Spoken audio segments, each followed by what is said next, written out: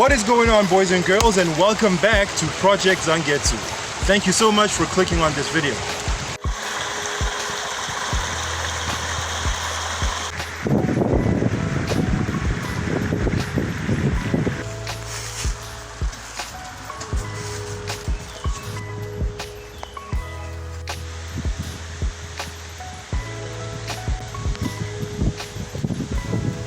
Hey, what's up guys? I know it's been a while.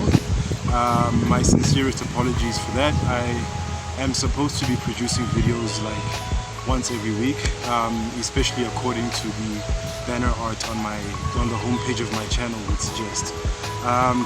Things have just been a little bit hectic, a little bit challenging, but I did find a little bit of a space right now to try and shoot something for you. And this video is sort of like going to be in response to a video that I watched from Vargas recently. It's kind of like, it's not a response in the sense that like, you know, like I'm hitting back at him about something he said wrong or whatever. It's a response in the sense that I'm supporting something that he said that I also feel very strongly about. And it's kind of like, it's this whole notion and this the stigma of Subarus being unreliable, Subarus breaking all the time and stuff like that. It's a stigma that has been around for a very long time now. And I think it's like, it's hurting the brand in a way, you know? Those that are like, you know, deep into car culture and maybe have more than a working knowledge of how to maintain their car, modify it, build engines and so on and so forth. They treat it more like a joke that's just poking fun at the brand because they know better. Some of them say it because they prefer another brand to Subaru. But how it's ultimately hurting the brand is that those that don't know enough about cars and are trying to maybe decide on what car to buy, especially if you're a car enthusiast, you're trying to decide which base or platform you want to start with to build upon and modify your project. If you believe some of the rumors that when people keep saying that Subarus are unreliable, that's the way in which it's hurting the brand, because you're going to end up not supporting the brand and not supporting the company itself. I don't work for Subaru, but I imagine that business-wise, it probably hurts their sales margin for people to think of their cars as unreliable and therefore steering clear of them. You know? The truth of the matter is the fact that Subarus are actually incredibly reliable. I know this because I am someone who's not exactly in the typical sort of like income bracket that you would expect to own a car like this. And I've had mine for going on 5 years now, you know. On the 25th of October, it's going to literally be the 5th anniversary of me actually taking delivery of this car. And I say that like, you know, I'm one of the best mascots to go against this notion because I'm not very rich, you know. I can barely afford to modify the car in the way that I would like to.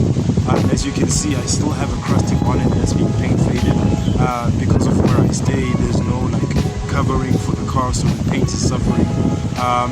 You know, you've seen the damage on the wheels. I still need to refurbish those and stuff like that. So there's a lot of like telltale signs if you look around the car that show you that I'm not exactly a rich person, but the car's running, you know.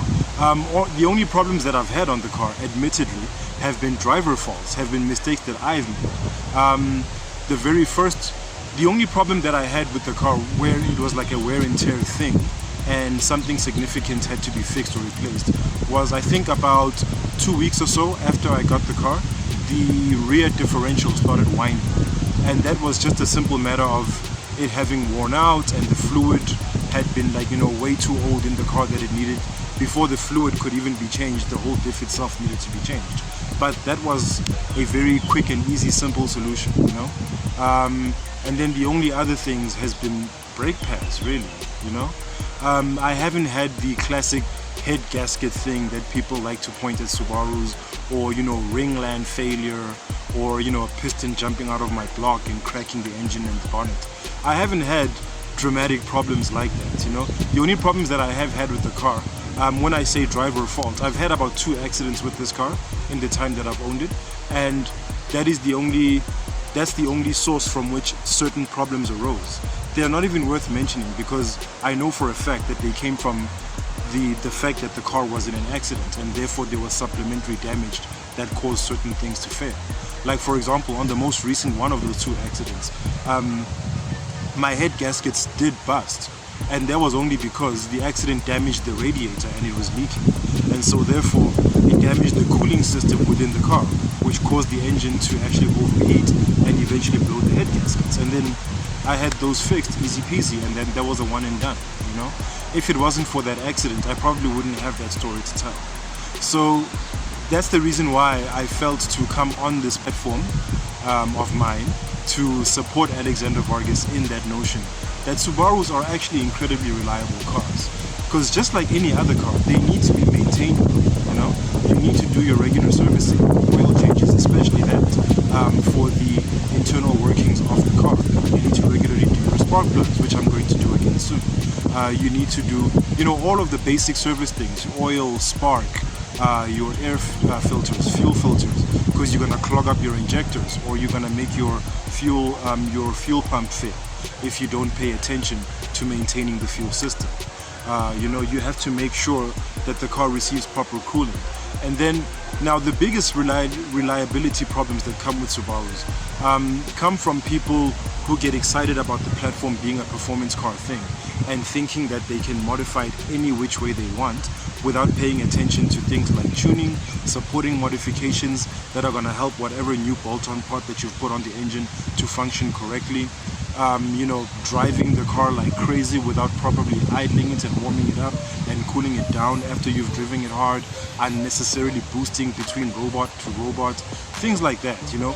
Poor mechanical sympathy, poor maintenance scheduling, you know, just basically not caring enough about the car and caring more about what you get out of the car instead of making sure the car is maintained well enough for you to get what you want out of the car. Those are the things that give the Subaru brand a bad name. But if you actually pay attention to the car, the same way you would if you had a BMW or a Golf or an Audi or anything else, basically, you know?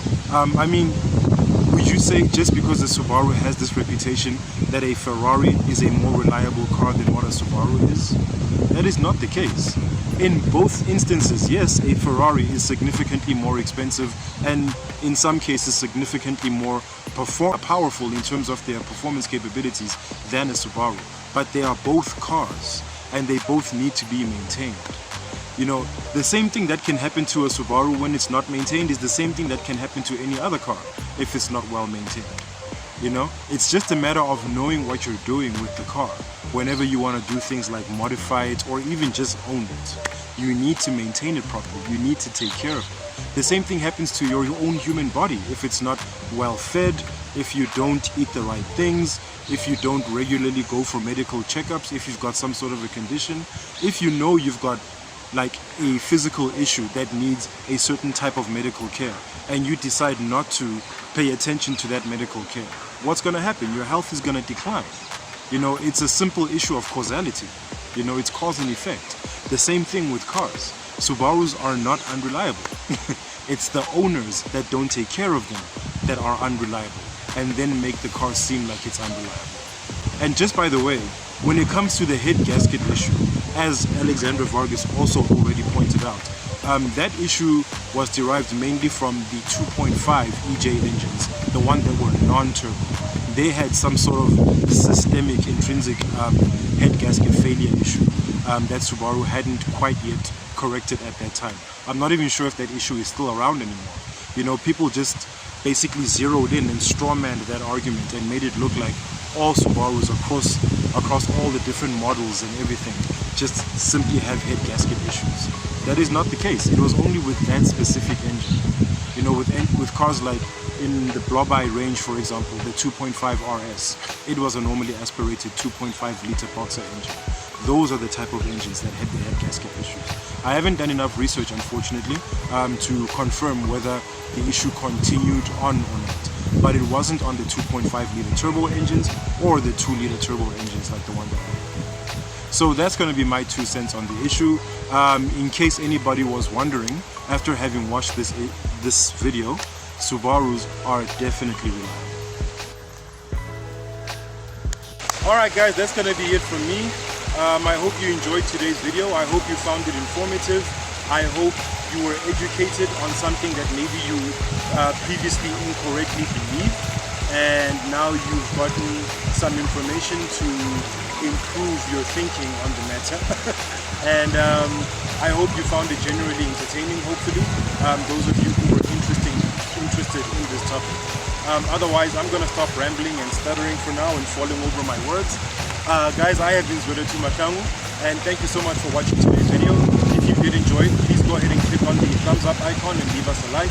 And if you'd like to see more from Project Zangetsu, please go ahead and hit subscribe, and be sure to hit that bell icon so you are notified each and every time I drop new content on this here channel. And as usual, people, take care of each other, stay awesome, and stay chasing your dreams to infinity and beyond.